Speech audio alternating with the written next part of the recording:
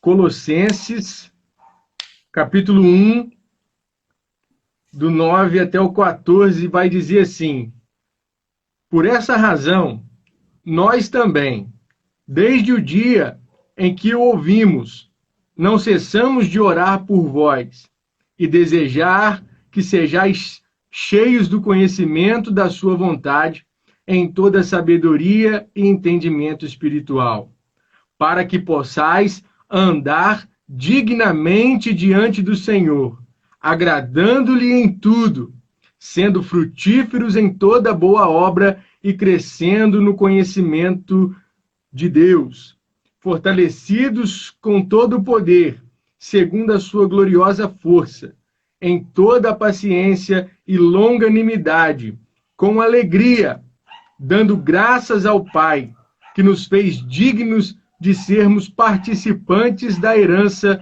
dos santos na luz.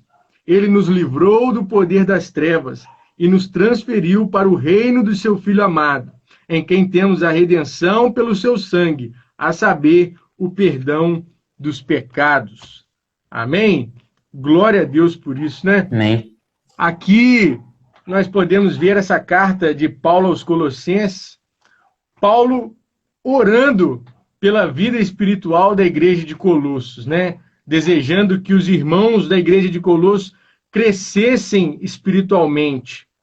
Uma coisa maravilhosa disso, porque Paulo queria mostrar para os cristãos da igreja de Colossos que eles tinham uma necessidade de ter uma vida digna de Deus, uma necessidade de uma vida que agrada a Deus.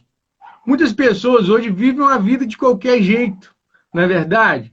Mas nós, como cristãos, nós, os seres humanos, como filhos de Deus, imagem e semelhança de Deus, nós temos que viver uma vida digna de Deus, uma vida que agrada a Deus, não é verdade? Então, nós temos que andar assim. E Paulo diz aqui a questão de vida digna de Deus, de agradar a Deus, quer dizer com a balança, né? Tem a ver com a balança. É como se tivesse dois pratos aqui de balança. Vamos colocar aquela balança de dois pratos, acho que acredito que todo mundo já viu, né? Aqueles mercado armazém mais antigo tem. É como se tivesse numa balança Jesus e na outra balança você. E você teria que parear, né? Equilibrar a sua vida com a vida de Cristo. Isso é viver de modo digno de Deus. Isso que é viver, como Paulo está dizendo aqui na sua carta aos Colossenses, é viver como Jesus.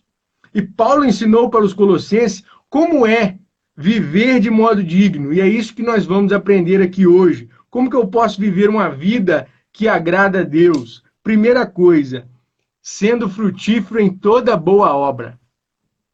De boas intenções, o inferno está cheio, não é verdade? A gente não pode ficar só nas boas intenções, só nas boas palavras, bonitas palavras, mas o cristão ele deve dar bons frutos. A árvore ela é conhecida pelos frutos.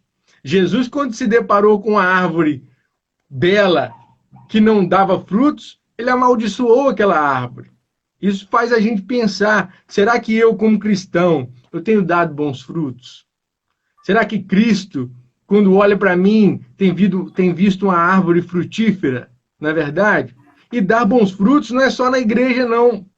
Tem jovem que é crente só na igreja, né? Tem gente que é crente só na frente do pastor. Mas o supremo pastor, o bom pastor, Jesus, ele está conosco todo dia, toda hora. Está vendo tudo que a gente está fazendo. Então a gente tem que dar bons frutos em tudo. Dentro de casa, fora de casa, dentro da igreja, fora da igreja, no meu trabalho, na minha escola, em qualquer lugar. O cristão precisa dar bons frutos em tudo. Ele precisa fazer as coisas bem feitas, com amor, com santidade. Lutero tem uma frase que diz que se eu sou um sapateiro, eu tenho que fazer o melhor sapato e vender por um preço justo, né? Eu tenho que dar bons frutos em tudo, até no meu trabalho, em tudo que eu faço, na igreja. Então, primeira coisa para eu viver uma vida digna de Deus, viver uma vida que agrade a Deus, é dar bons frutos.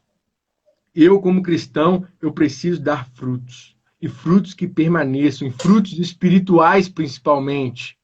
Segunda coisa que Paulo diz no versículo 10 ainda é sendo frutífero em toda boa obra e crescendo no conhecimento de Deus. Nós precisamos ter intimidade com Deus. Nós precisamos ter uma vida de oração. Não é por falta de tempo. Agora todo mundo está com tempo, não é verdade? A maioria das pessoas estão em casa. A maioria das pessoas estão aí de quarentena. Não é por falta de tempo que as pessoas não estão orando mais. É porque não querem. Porque seus corações estão duros. Então, se quisermos viver uma vida que agrada a Deus, nós precisamos estar sempre em comunhão com Deus, crescendo no conhecimento de Deus. É isso que Paulo diz aqui aos Colossenses, crescendo no conhecimento de Deus. E crescer no conhecimento de Deus é através da oração, é através da leitura bíblica, né? Às vezes nós estamos como Absalão, nós estamos na cidade de Jerusalém, mas não vemos a face do rei, não é verdade? Absalão, quando voltou para Jerusalém, ficou ali, mas não via mais a face do rei Davi. E às vezes a gente é assim, a gente está na igreja, está na Jerusalém, a gente está envolvido com as coisas, mas não estamos vendo a face do rei.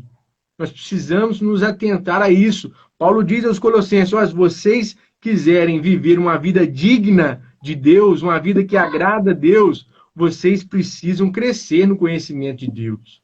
Vocês precisam ler a Bíblia, vocês precisam orar, vocês precisam ter intimidade com Deus. O profeta Oséias, lá em Oséias 6,3, ele diz que nós devemos conhecer e prosseguir em conhecer a Deus. Não é verdade? Prosseguir, porque tudo que você conhecer de Deus ainda é pouco perto da grandeza do nosso Deus. Então, o conhecimento de Deus é diário, são experiências novas. Às vezes a gente cava cisternas, né? E cisternas rotas, cisterna furada. Nós temos que procurar a água da fonte. E a fonte que jorra dessa água todos os dias, todos os minutos, todos os segundos, que é Jesus Cristo. Então, um requisito para viver uma vida que agrada a Deus, uma vida digna de Deus, primeiro é dar bons frutos, depois crescer no conhecimento de Deus. Terceira coisa que Paulo fala aqui, versículo 11, fortalecidos com todo o poder, segundo a sua gloriosa força. Fortalecidos em poder é ser cheio do Espírito Santo. E ser cheio do Espírito Santo é ser controlado pelo Espírito Santo. A gente deve ler a Bíblia não para controlar o conhecimento da Bíblia, mas para que a Bíblia nos controle, para que o Espírito Santo nos controle através da sua palavra. Não é verdade? Então, se eu quero agradar a Deus, eu tenho que estar cheio dele. Eu tenho que estar cheio do Espírito Santo, fortalecido no poder que a intimidade com o Senhor me dá. Como que eu vou ser cheio de Deus se eu estou longe dele? Não é verdade? Tem muita gente que quer ir para o céu, mas não tem intimidade com Deus aqui na terra. Vai fazer o que lá no céu? Então, a gente tem que estar em comunhão, a gente tem que estar fortalecido em poder, cheio do Espírito Santo. E ser cheio do Espírito é ser controlado pelo Espírito.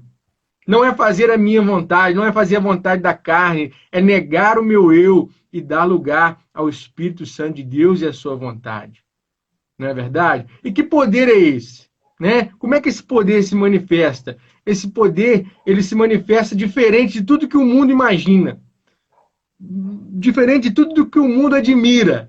Ele não é pela valentia, não é pela minha força do meu braço, não é pela força humana, ele é através da perseverança e da longanimidade que Paulo fala aqui. O versículo 11, aí Paulo continua dizendo, em toda paciência, né, em toda perseverança e toda longanimidade. A perseverança, ela quer dizer, eu achava que paciência, perseverança e longanimidade era tudo a mesma coisa. Mas aí eu achava que tudo é um adjetivo, né, de paciência. Mas não, rapaz. Eu fui ver que perseverança significa paciência para suportar circunstâncias e situações difíceis. A perseverança que Paulo está falando aqui é a paciência para suportar situações difíceis. Trata-se de uma paciência triunfante sobre as situações. Nós cristãos, principalmente os jovens, nós temos poucos paciência. Temos paciência com nada, a gente quer tudo para já, tudo para ontem, não é verdade? A gente perde a paciência muito rápido, principalmente com as circunstâncias. Quando está tudo dando errado para a gente fala, meu Deus, será que o Senhor não me ama? Será que o Senhor não gosta de mim? O que está acontecendo? A gente já perde a paciência. Se deu algo errado na nossa caminhada, perdemos a paciência. Nós jovens temos sido muito levados pelas circunstâncias. Mas Paulo está dizendo aqui, olha, tenham paciência, mesmo em meio a circunstâncias ruins, mesmo em meio a fases ruins. Essa perseverança que os cristãos têm que ter para agradar a Deus é a capacidade de sair vitorioso, independente de qualquer situação. Independente se está com dinheiro, sem dinheiro, independente se está com namorado, sem namorada. Muitos jovens perderam a paciência porque passaram o dia dos namorados sozinhos. Não é verdade? Será que Deus não me ama? Não preparou uma varoa para mim? Ou um varão abençoado para mim? Tenha perseverança, jovem. Tenha perseverança que esse momento difícil vai passar. Né? Continue crendo. A capacidade que nós temos em Cristo Jesus é de vencer todas as circunstâncias ruins. Não é verdade? E outra palavra aqui é a longanimidade. A longanimidade é a paciência para suportar e lidar com pessoas difíceis. Quantas pessoas difíceis nós lidamos todos os dias, não é verdade? E uma dessas, a mais difícil, sou eu. A pessoa mais difícil que eu lido sou eu mesmo. E a mais difícil que você lida é você. Os nossos pais são pessoas difíceis, não é verdade? Então, a longanimidade eu preciso ter para viver uma vida digna de Deus. E essa longanimidade é a paciência para suportar e lidar com pessoas difíceis. Essa paciência é uma paciência que não pode ser vencida por qualquer pessoa, por pessoa nenhuma, por mais difícil que seja essa pessoa. Quantas vezes a gente passa um perrengue danado com pessoas difíceis, que testa a nossa fé, que testa a nossa paciência, que testa a nossa longanimidade, mas a paciência que nós precisamos ter, que agrada a Cristo, é essa longanimidade, paciência com pessoas difíceis, é a capacidade de perdoar ao invés de revidar. Isso é muito importante. Às vezes a gente quer revidar, a gente é muito orgulhoso, quer fazer uma vingança com a pessoa que fez mal para a gente, não é verdade? Então, essa longanimidade é a capacidade de perdoar ao invés de revidar. É a atitude de abençoar em vez de amaldiçoar. A gente já sai de uma situação difícil, ou a gente já sai da situação com uma pessoa difícil, amaldiçoando até a terceira geração daquela pessoa. Mas a longanimidade, uma vida que agrada, que é digna de Deus, é uma vida que abençoa em vez de amaldiçoar. Isso é muito importante. É a decisão que acolhe a pessoa, em vez de escorraçar a pessoa para lá. Nós precisamos ter assim, pagar o mal com o bem. Essa é a palavra. Nós jovens precisamos. Pai, eu tenho isso em mim, a gente é muito estourado. A gente é muito afobado, ansioso com as coisas. Acabamos pagando mal com mal, pagando na mesma moeda, mas a vida que agrada a Deus é diferente da vida do mundo. O mundo paga com a mesma moeda. O mundo é vingativo, o mundo amaldiçoa. Nós não. Nós abençoamos, nós perdoamos. Nós temos que acolher. Nós temos que pagar o mal com o bem. Jesus nos ensinou isso, orar pelos nossos inimigos. E Paulo continua mostrando aos colossenses como viver uma vida que agrada a Deus. Ele continua aqui no versículo 11 ainda, uma vida com alegria. Depois de perseverança e longanimidade, com alegria. Queridos, essa é muito importante. Todo lugar que eu falo sobre alegria, eu falo sobre essa frase, porque isso aqui é muito importante para nós. a alegria, ela é diferente de felicidade. É muito diferente de felicidade. Alegria e felicidade não tem nada a ver uma coisa com a outra. A felicidade, ela é um sentimento. A felicidade, ela é uma emoção. E ela depende de umas circunstâncias para acontecer. A felicidade depende. Se eu ganhei um carro, eu estou o quê? Feliz. Né? Se eu estou com saúde, eu estou feliz. A minha família está bem, eu estou feliz. A minha igreja está crescendo, né? Os meus amigos estão perto de mim, então eu estou feliz. Isso, a felicidade depende de circunstâncias. A alegria não. A alegria é um fruto do Espírito. Ela não depende de nada. Ela só depende unicamente do Espírito Santo de Deus habitar na nossa vida. Alegria é um fruto do Espírito. E isso é muito bom, cara. O cristão, ele tem que ser alegre. O cristão, ele foi perdoado, ele foi justificado, ele é salvo, ele tem certeza da salvação, ele tem uma morada celestial esperando com ele. Que mais motivo você tem para não ficar alegre? Nós temos que estar alegres, irmãos. O cristão tem que ser... Tem crente que carrega um fardo tão grande em cima dele, tão grande, mas tão grande, que parece que ele está levando um saco de cimento nas costas. Aí o ímpio olha para ele e fala assim, eu não quero ser crente, não. Olha a vida desse cara. Esse cara sofre. Esse cara só chora, esse cara só reclama, esse cara só lamenta, esse cara vive triste. Esse cara não canta um hino de vitória. Para que eu quero ser crente? Eu prefiro ficar no mundo. Queridos, a nossa alegria contagia os de fora. Nós precisamos estar alegres. Paulo fala em outra carta que o reino de Deus não é comida nem bebida, mas é alegria no Espírito Santo.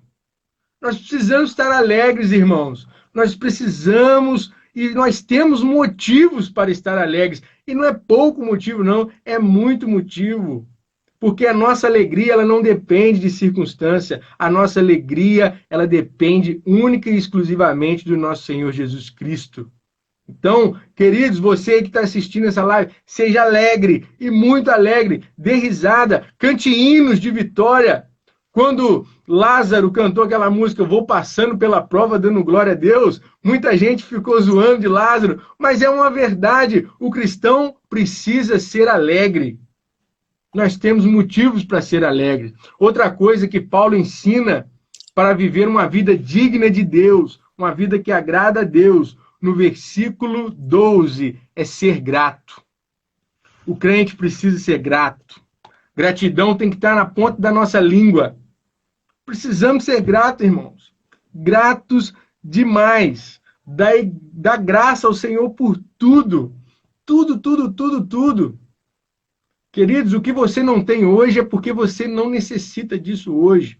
Deus tem suprido as nossas necessidades e nós temos que ser gratos a todo momento. O crente tem que agradecer a Deus por tudo.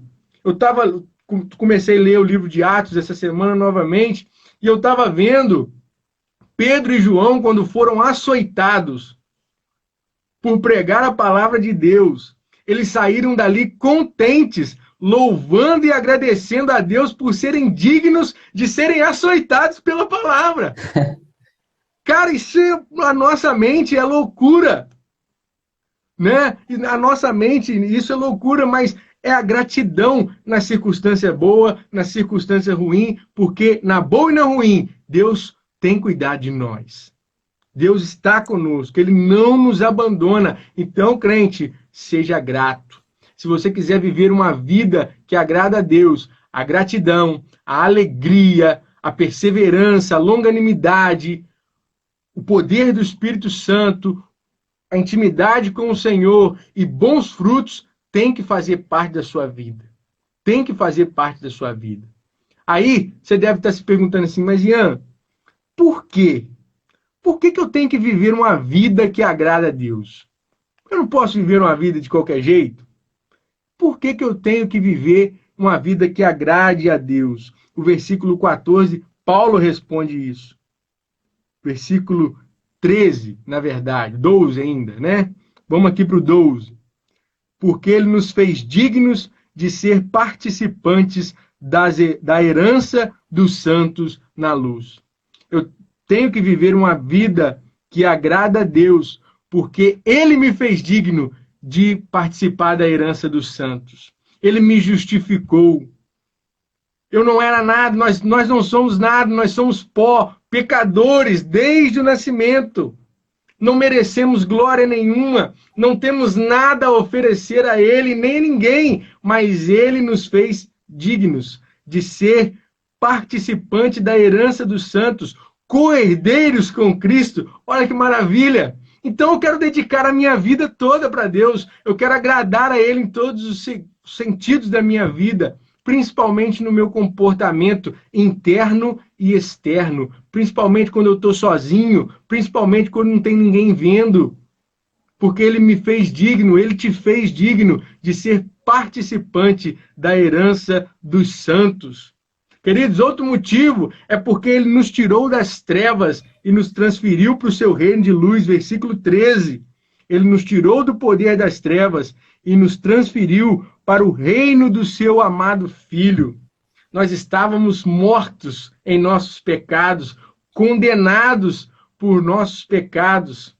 Então Deus nos tirou das trevas, do poder do maligno, do poder do inimigo, e nos trouxe para o reino de Jesus Cristo.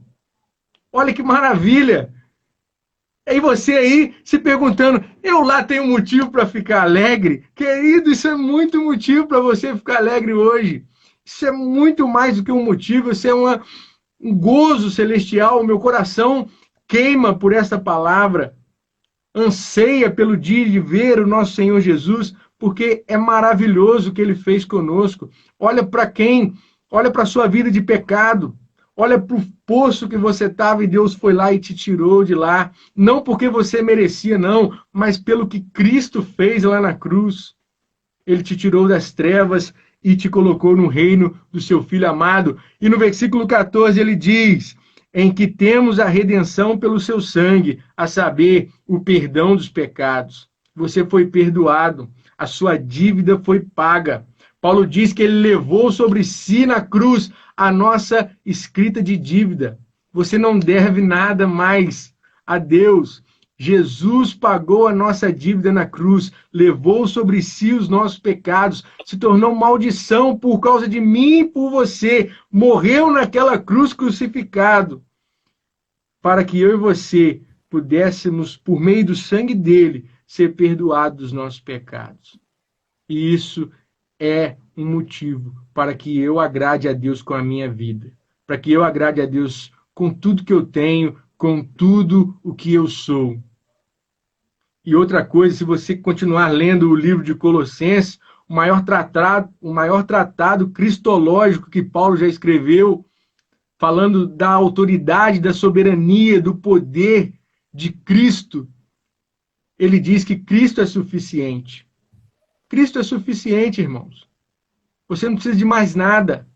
Eu devo agradar a Deus porque Ele é suficiente para mim.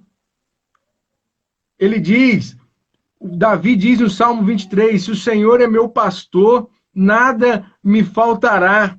Se eu tenho o Senhor como meu pastor, eu não preciso de mais nada. Eu não sinto falta de nada, porque Ele está comigo. Então Cristo é suficiente na nossa vida. Irmãos, eu termino aqui essa palavra com a seguinte conclusão para você. Assim como Adão e Eva estavam no paraíso, nus, envergonhados pelo pecado, escondidos do Senhor, assim éramos nós. Mas o Senhor foi lá, o que o Senhor fez lá em Gênesis 3, quando Adão e Eva estavam escondidos, envergonhados pelo seu pecado. Deus foi lá, sacrificou um animal e deu a pele desse animal para que Adão e Eva pudessem cobrir a sua vergonha e estar novamente diante de Deus.